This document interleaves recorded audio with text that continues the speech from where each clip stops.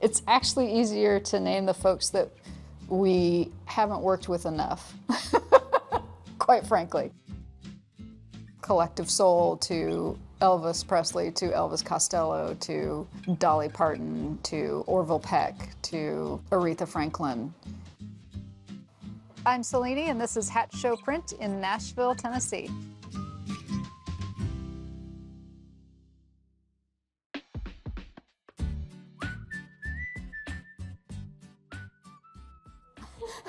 I'm but a blip on Hat Show Print's timeline. I had my own printing operation, if you will, set up in my workshop at home, which consisted of hand carving rubber stamps and printing them, and then using a typewriter for putting the words on the paper. A graphic designer friend of mine said, well, you know, there is a slightly faster way to do that, and it's called letterpress printing. Found out about this incredible place. They've been controlling their process from design to execution for over 140 years. They're actually earning money doing it.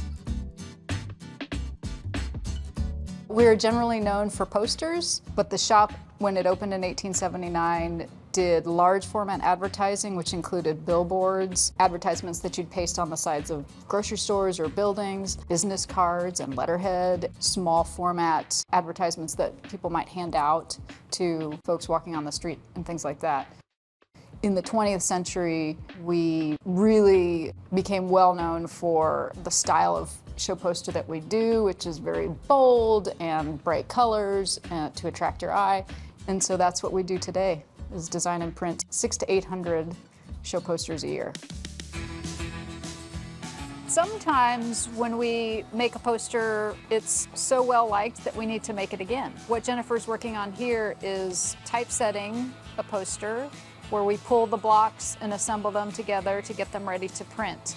We've got hand-carved arrow. These are all carved in wood, and she's got one that's carved in linoleum, a couple of carved in linoleum. And then once she gets that all spacing so it's real tight and compact and nobody moves around, she'll be able to put this into the press bed, lock it up, make sure it's super tight, hand mix her ink, and get to printing. The shop was born, as I like to say, in 1879 in the back of one of Nashville's daily newspapers. At that point in time, if you needed something printed, people would come to the newspaper and they'd say, I need some advertisements, and they didn't have time to do them. They were printing the newspaper probably twice a day at least at that point. And so they said, well, we've got these two brothers in the back of the shop, and they've got this show poster advertising business, so go back and see them. And so that's how it started. While we leverage the latest and greatest technology to communicate with our clients, we still start and create and build every poster by hand, starting with the type and the hand-carved imagery and graphic elements. So this part has to happen first, because none of our type is digitized, none of our images are digital. It's all typeset, proofed, and then pictures of those proofs are taken and put together to create a digital proof that we then send to the client for approval via email.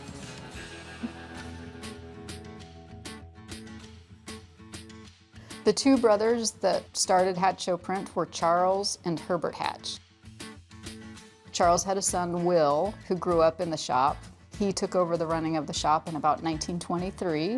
1952, his wife and son took over running the shop. So for the first 100 years of the print shop's existence, it was family owned. Right now we are part of the Country Music Hall of Fame and Museum, but we have the ability to continue to use it and run it as a business. So it's been in continuous operation since 1879. We've never not been making posters. For all of our type, it all has a home. So it all has a place that it goes back to. And so all of the drawers are organized by how tall it is, the height, and how wide it is, like the condensed or line weight. From the design standpoint, if you work digitally, you have the design problem of everything is available to you. Where do you start? When you're doing good design, you set some parameters for yourself based on what your goals are. Here at Hat Show Print, we have some parameters already created for us. The type is the type is the type is the type, as I always say. We're using the same type that Charles and Herbert used, Will T used, everybody's used. It all works together. It all works well. It all flows together. There's a way you can typeset anything using what's in the shop and it will look good.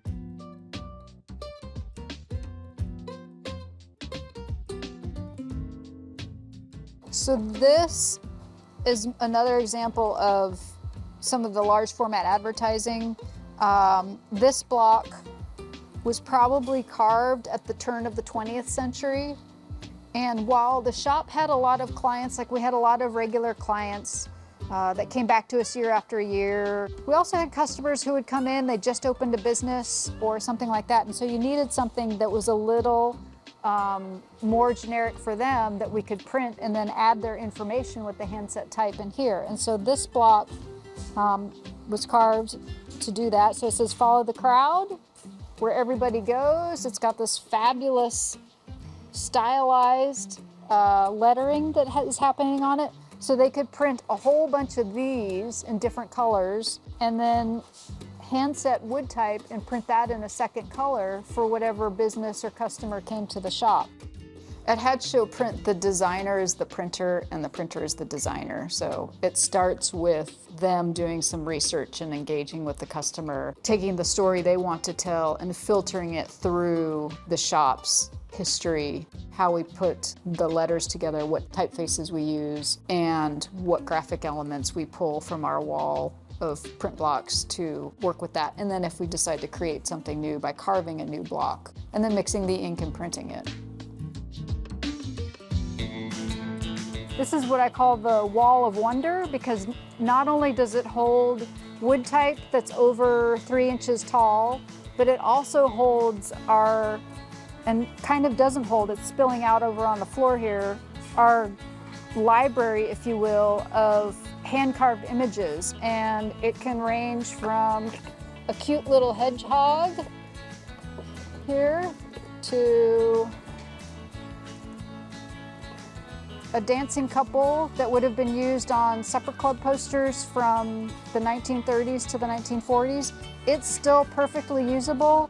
It looks really great. It was literally printed last week in the press for a poster for a couple getting married. In 1879, there wasn't a large format or show poster advertising company in Nashville. And Nashville at that point in time was within a day's drive of 75% of the population of the country. And we have, rail lines running through town and a river, and all of that made it a convenient stopping point for anybody who was on the road, on tour. It made it efficient and effective for them to stop here, get their posters, or have their posters made and picked up.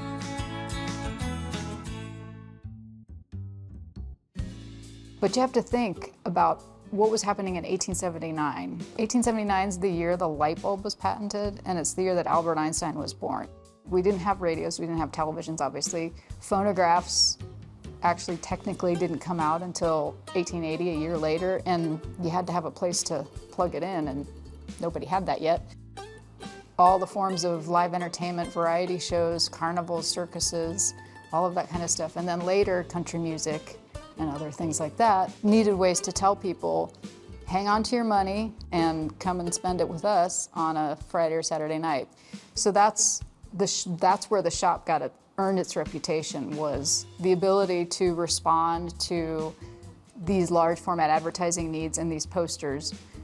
And both generations of Hatch, Charles and Herbert, and then Charles's son Will T, were able to focus on that, and they were able to establish this reputation for creating extremely eye-catching posters, hand-carving imagery. And then in the early 20th century, Will T. Hatch put the faces of country's great singers on posters. The second Clear Channel, which was 6:50 a.m. WSM, was being broadcast from Nashville to about 30 states across the country.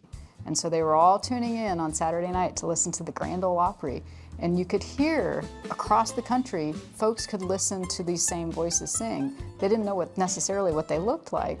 Hatch was the place that they naturally came to help them get the word out. All of that really cemented the shop's reputation.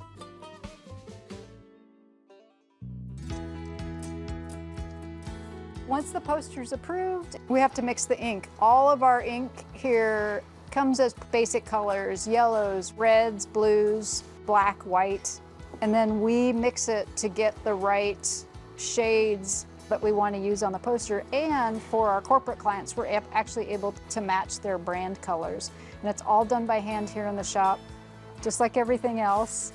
Isabella here is hand mixing a yellow that's not quite just a pure yellow. It's got a little bit of blue in it, or black, to make it just a little bit more intense on your eye when you see it on the poster. As graphic design separated from the print shops and the printers just became printers and graphic design became its own career path and field, graphic designers always curious about what came before come back to the point where those two things existed together. And a place like Hat Show Print, it presents the continuity of that, since it's never left the shop. We still design everything we print. We don't print anything we don't design, and we don't really let other people print our work unless it's under, specific circumstances. And so that's also helped us too, because we're just part of the continuing conversation. We're just kind of one of those living history points in the world, really. So Nick is printing the second color of a poster for Zach Brown, who'll be appearing at the Ryman Auditorium next week. And he's got all of the types set here in the press. And he's using gold ink on the print so that when it comes off, it has a slightly metallic sheen to it. Because Zach Brown's been there many times and knows the drill, he was able to already say, oh yeah, I want a classic show poster with some big wood type. I want type-based, go to town with that. And it'd be great to have the Ryman on there. So Nick worked with that. He mixed up the type a little bit. You can see, again, that effect changing the size a little bit just to make it a little bit more visually stimulating and fun to read, and incorporate some stars, and then that got approved. The Ryman Auditorium, when they revived it, they decided to revive that relationship that they had had with Hat Show Print. Garrison Keillor's show was the inaugural show in 1994. We did a poster for that, and then the show Always Patsy Cline. So we did a poster for that, and then they used the poster as part of their program. Whether you're just starting out on your career and you're opening for somebody to stand on the floorboards of the Ryman Auditorium and look out at that audience where you can pretty much see every single person, and you're having almost a one-on-one experience with that person, to hearing how you sound in that venue, it has been what's called a rite of passage. And getting a poster from Hat Show Print is part of that rite of passage. Because Hat Show Print has been in business for so long in Nashville, we are just part of the fabric. I think some people, when they listen to music, sometimes they may see in their minds in the form of a Hat Show Print poster. You can hang it on the wall. It's a reminder of a great night. It's the reminder of the night you met your future partner. It's the night you had an epiphany on your own career or something like that, the best night out with your friends you've had in eons. We have so many visitors coming to Nashville. A poster from the local print shop, Hat Show Print, is more than just your local print shop. It's something that really cements that you had a true Nashville experience.